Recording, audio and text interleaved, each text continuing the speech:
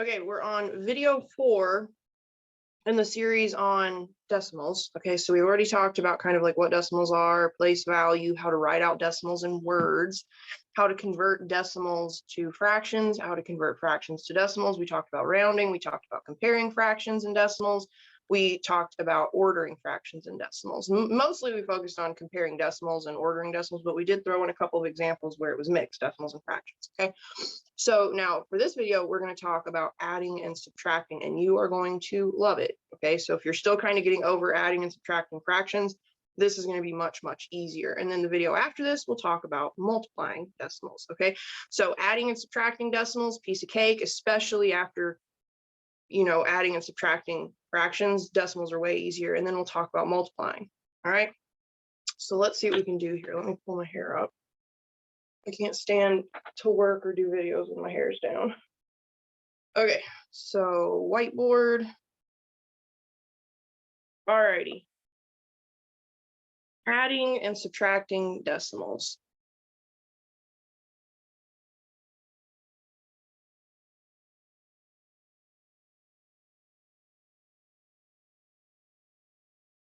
Okay, let me see. My computer's acting kind of dumb.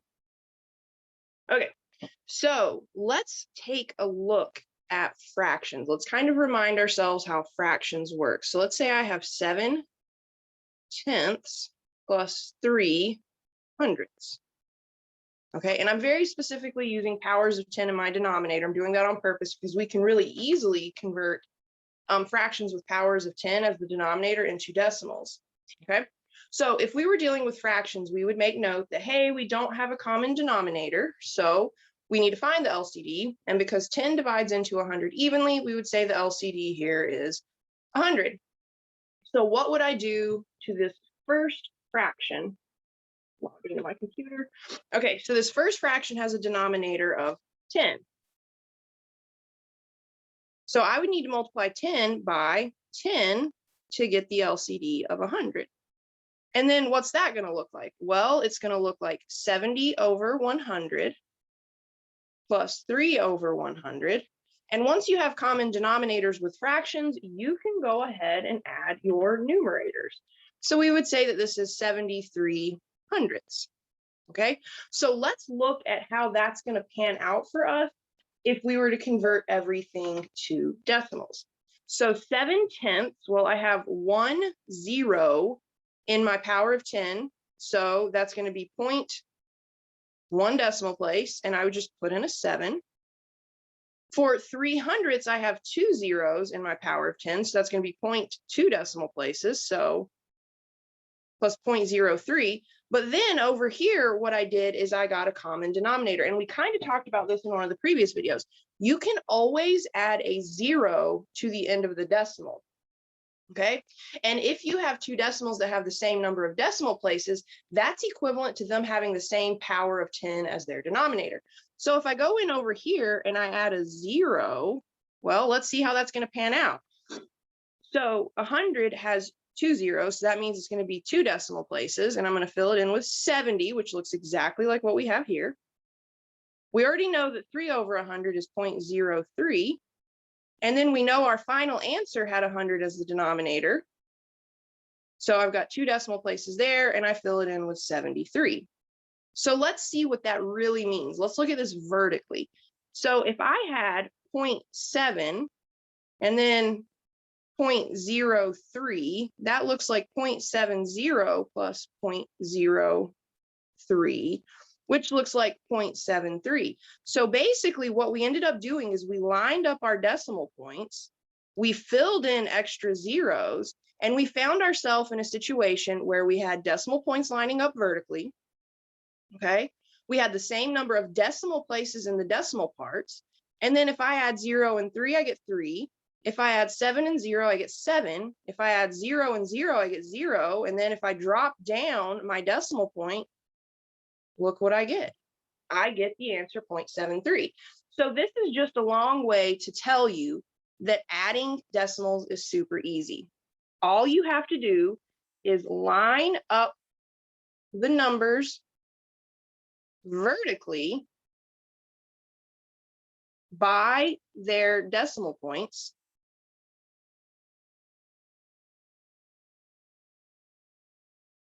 You add like normal.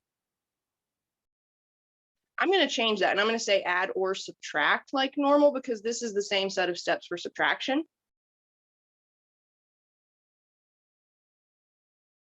So you add or subtract like normal, and then you drop the decimal down into the answer.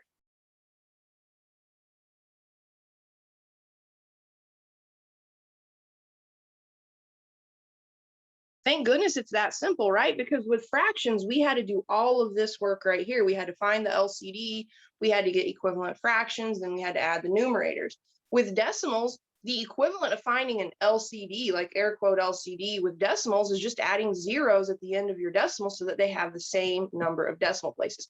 So same number of decimal places is the equivalent of LCDs in equivalent forms. Just a heck of a lot easier when you are dealing with decimals. So let's practice, okay? What if I have 5.2? Let me go back to black. What if I have 5.2 plus 3.74?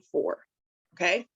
I like to line these up vertically because then I can see where the decimal points line up and everything nice and easy. So I get 5.2 plus 3.74. I'm going to go ahead and add zeros so I have the same number of decimal places. And then I just add 0 plus 4 is 4. 7 plus 2 is 9. Drop down your decimal. 5 plus 3 is 8. And that is literally it. That's all you have to do. Kind of a breath of fresh air after all of that work to get to the point where you could add and subtract fractions. Okay. What if I had 234.091 plus 876.2? Okay. Let me make that plus look a little better. All right, we line them up vertically. So 234.091 plus 876.2. Add in your zeros so you have the same number of decimal places. And I know a lot of you are like, oh my gosh, do I really have to add the zeros? I can just like drop the numbers down. Yeah, you could. You could just drop down the 9 and the 1 and not worry about adding in those blue zeros. But with subtraction, it really does matter. So I would say get in the habit now of adding those zeros because again, when you get to that subtraction, it's a whole different ballgame and the zeros really, really do matter. Okay, we add vertically. So 1 plus 0 is 1. 9 plus 0 is 9. 0 plus 2 is 2.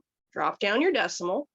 4 plus 6 is 10. So we keep a 0, carry a 1. 7 plus 3 is 10. Plus 1 is 11. I keep a 1. I carry a 1.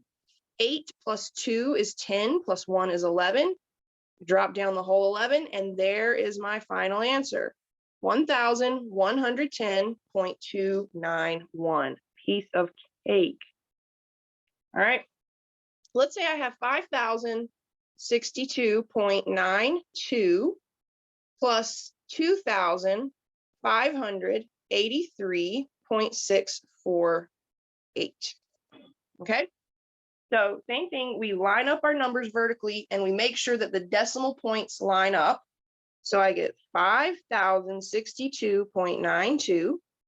I get 2,583.648. I'm going to go ahead and add in my 0. So I have basically the equivalent of common denominators. Forgot to go back to black. Add vertically, 0 plus 8 is 8. 4 plus 2 is 6. 9 plus 6 is 15. So I keep a 5, carry a 1. I'm also going to drop down my decimal point. 3 plus 2 is 5. Plus 1 is 6. 8 plus 6 is 14. Keep a 4, carry a 1. 5 plus 0 is 5, plus 1 is 6, and then 5 plus 2 is 7, and that's literally it. That is all. Okay, so adding and subtracting decimals, piece of cake. You can see how easy adding is. I would probably say that subtracting is maybe mildly more difficult just because even with whole numbers, students tend to struggle a teeny tiny bit more with subtraction. So let's look at subtraction next. Let's say I have 12.8 minus 5.63, okay? We follow the exact same steps for subtraction that we do for addition. So I'm gonna write these numbers vertically and I'm gonna make sure when I do this, I line up my decimal points. Now, in the previous slide, I told you, you really do need to get in the habit of putting those 0 placeholders because with subtraction, it's gonna matter so much more, okay? Now, I've got everything lined up vertically according to the decimal point. So I look at 0. I cannot take away 3, so I would borrow. All right. My 8 becomes a 7. All right. And my 0 becomes a 10. So now 10 minus 3 is 7. 7 minus 6 is 1. I drop down my decimal. And then this last step here, 12 minus 5 is 7. And that's your final answer. It is literally that simple. All right, what if I had 596 minus 87.912? Okay, so notice that my 596 doesn't actually have a decimal point, but that's not a big deal. What we're going to do is we're going to add a decimal point and a 0, and then we're going to subtract 87.912. Well, I need to add more than just 1 0 in this case. Since I've got 3 decimal places here, I want to make sure I have 3 decimal places in my 596. So I'm going to add 2 more zeros, and then I can subtract. Okay. Now, this is what students generally don't like about subtracting, is when you have a series of zeros that you have to subtract from. No big deal. We're going to take it nice and easy. So I can't take 2 from 0. I can't borrow from either of the other zeros. So I have to go all the way back to the 6 and I borrow. Okay. So the 6 becomes a 5. And that makes the first 0 a 10. Okay. Well, I still can't take 2 from 0. I still can't borrow from 0. So I go back to the 10 and I borrow again. This 10 becomes a 9 and the next 0 becomes a 10. Well, I still can't take 2 from 0, but I can borrow from this 10. So 10 becomes 9. And finally, this last 0 becomes a 10. So now I can take 2 from 10. I would get 8. And then I can take 1 from 9 right here. So 9 minus 1 is 8. 9 minus this 9 right here is 0. Drop down your decimal. And then I get to 7. I cannot take 7 from 5. So I borrow from the 9. It becomes an 8. And my 5 becomes a 15. Now 15 minus 7 is 8. 8 minus 8 is 0. There's nothing to subtract my 5 from. So I drop it down. So 596 minus 87.92 is 508.088. Let's do another one kind of like that.